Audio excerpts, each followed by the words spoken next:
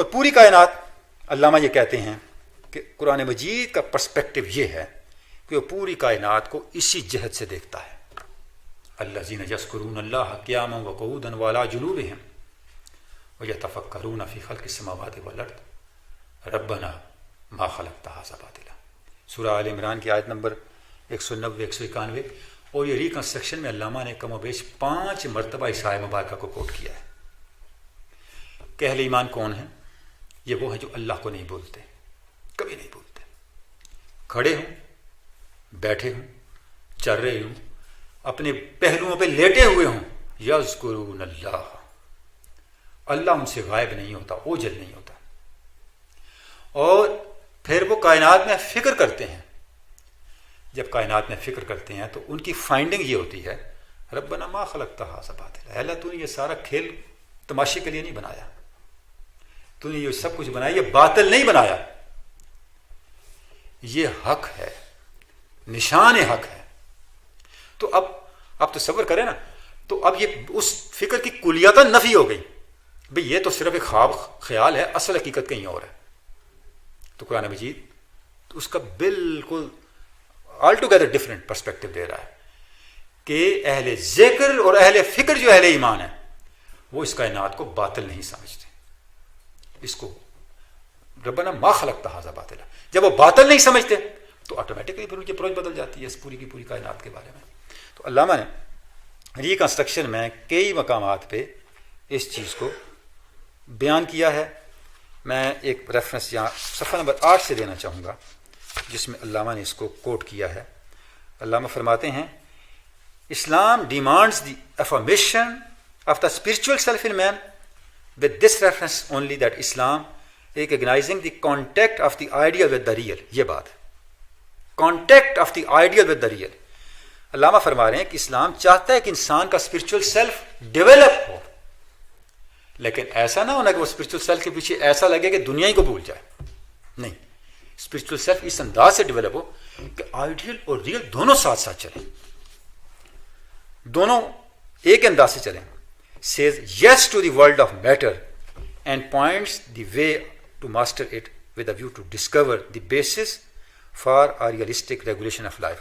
یعنی جو مادی زندگی ہے، یہ جو ہماری حیات ظاہری ہے، اس کی بھی اہمیت ہے. اسپرچویلٹی کو اتنا ایمفیسائز نہ کریں، اسلام اس کی نفی کرتا ہے، اس آئیڈیا کو پسند نہیں کرتا کہ آپ اس دنیا کی زندگی کو کلیتاً نظر انداز کر دیں. یہ تصور جو ہے اسلام اس تصور کو اپریشیٹ نہیں کرتا.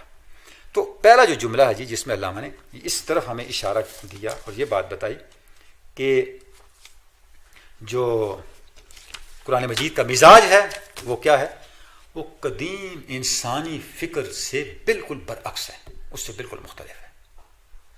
اب یہاں ایک سوال پیدا ہو سکتا ہے کہ اگر قرآن مجید نے خیال کی اہمیت کو اتنا منیمائز کر دیا ہے اور عمل کی اہمیت کو اتنا زیادہ بیان کر دیا تو یہ تو بیلنس بات نہ ہوئی.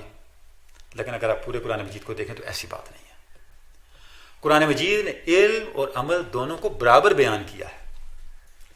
لیکن علامہ جب کسی چیز کو بیان کر رہے ہوتے ہیں تو وہ یہ پیش نظر رکھ کے بیان کر رہے ہوتے ہیں کہ اس وقت سننے والے کو کون سی دعا دینی درکار ہے، اس کے لیے کون سی ریمیڈی ہے جو اس کو صحت یاب کر سکتی ہے. ورنہ قرآن مجید کو اگر آپ دیکھیں تو بڑے واضح طور پہ قرآن مجید نے ارشاد فرمایا لکل درجات مما عملوا ومما عملوا لکل درجات، جس نے جو عمل کیا ہے اس کے عمل کے برابر درجے ہیں. والذین اوتوا العلم درجات، جو صاحبان علم ہیں ان کے لیے درجے ہیں. یعنی دونوں کو برابر رکھا ہے قرآن مجید نے، یعنی ان کے لیے بھی درجے ہیں جو علم والے ہیں اور ان کے لیے بھی درجے ہیں جو عمل والے ہیں. اور دوسری بات، قرآن مجید کے تصور علم کو اگر آپ دیکھیں تو قرآن مجید کا تصور علم عمل سے ہٹ کے ہے ہی کوئی نہیں. یعنی اگر کوئی صاحب علم ہو اور اس نے اپنے علم کو عمل میں نہیں ڈالا تو قرآن مجید کہتا ہے یہ جاہل ہے. کتنی جگہ پہ قرآن مجید نے کفار کو کہا یہ جاہل ہے، حالانکہ ان کو پتا تھا ساری باتوں کا. کیوں؟ کہ انہیں پتا ہے یہ پیغام حق ہے لیکن اس کو فالو نہیں کر رہے، اس کو مان نہیں رہے. تو قرآن مجید اس علم کو علم نہیں سمجھتا جو عمل سے ہم آہنگ نہیں ہوا. تو قرآن مجید دونوں چیزوں کو لے کے چلتا ہے. اب علامہ یہاں جو بات فرما رہے ہیں کہ عام آدمی کے لیے عمل زیادہ امپورٹنٹ ہے، کیوں فرما رہے ہیں؟ اب آگے اس کا جواب ہمیں آگے مل جاتا ہے. فرماتے ہیں there are however men to whom it is not possible organically to assimilate an alien universe by reliving as a vital process that special type of inner experience on which religious faith ultimately rests. فرماتے ہیں کہ بہت سے ایسے لوگ ہیں جو خلقی طور پر اس قابل نہیں ہوتے کہ وہ کسی روحانی تجربے کو کنٹین کر سکیں. یہ جو کائنات ہے، جو ہمارے لیے ایک اجنبی کائنات ہے، اس کائنات کو اپنی ہستی میں جذب کر کے اس کو ایک اپنا روحانی تجربہ بنا لیں، یہ ہر شخص کے بس کی بات نہیں ہے. آرگینیکلی کچھ لوگ، بائی ڈیفالٹ کچھ لوگ اس استعداد اور اس اہلیت سے محروم ہوتے ہیں. اچھا، اب یہ جو سفر ہے روحانی تجربے کا سفر، ظاہر ہے یہ آئیڈیا کے راستے سے آگے بڑھے گا. اس کا راستہ آئیڈیا کا راستہ ہے. جیسے علامہ نے ریکنسٹرکشن میں ایک جگہ فرما رکھا ہے، the philosophical path to God as omni psyche of the universe lies in the discovery of living thought. ذات خدا بند تک آپ کو ایک چیز لے کے جاتی ہے، وہ آپ کا خیال زندہ ہے، آپ کا فکر زندہ ہے. دیکھیں یہ مادی جسم تو ادھر ہی رہے، یہ تو نہیں سفر کہیں بھی کرے گا. این بدن با جانے ما امباز نیست، مشت خاک مان پرواز نیست. علامہ فرما رہے ہیں کہ یہ جو میرا مٹی کا جسم ہے، یہ میری پرواز میں رکاوٹ نہیں ہے، یہ مجھے حق تک پہنچنے میں روکتا نہیں ہے. ہاں، اس کا وسیلہ ضرور بنتا ہے. کیوں؟